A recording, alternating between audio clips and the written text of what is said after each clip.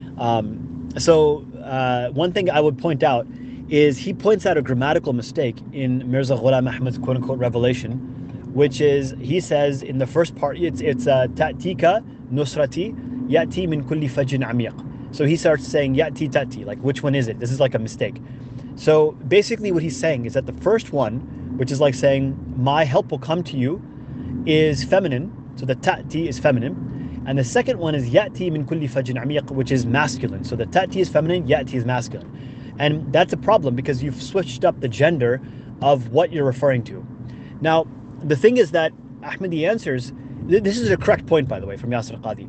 Ahmadi Answers, who's the guy who, Razi, he goes the moniker, but his real name is Razi.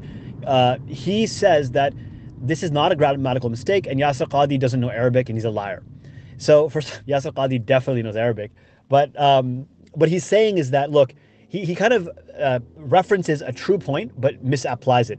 So the first point he makes is that the reason why it's masculine is because it's a reference to presents or gifts. I mean, the gifts is my addition. Presents that are coming.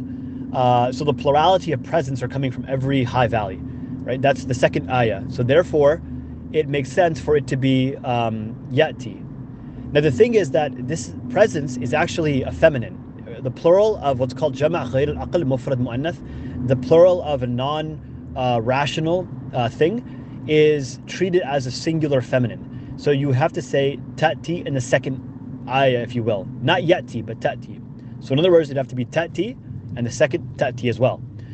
Now, what he is saying, the second thing that he said, so in other words, basically like that destroys the argument that, oh, it's presence, therefore it's masculine.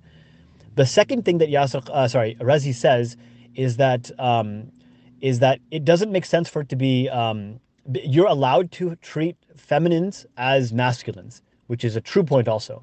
And he gives the ayah, he gives the example in the Quran, what is it? وَمَا كَانَ as-salaatuhum. I'm driving, so I don't remember exactly, but kana is masculine and as-salah or salatuhum is feminine. And so therefore there's a mismatch here, right?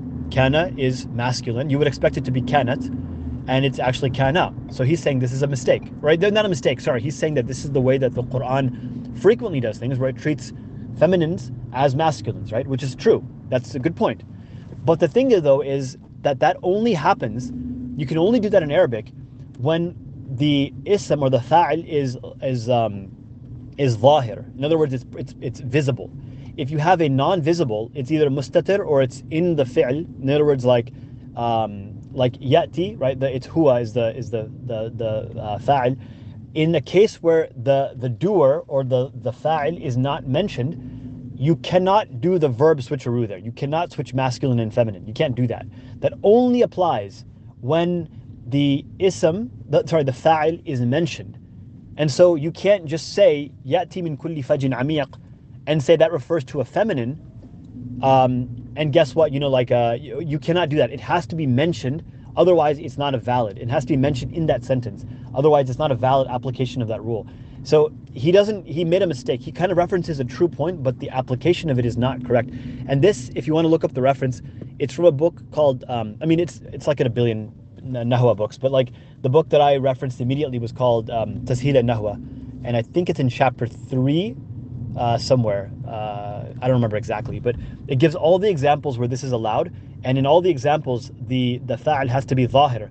Otherwise, it's not permissible. That's the only exception.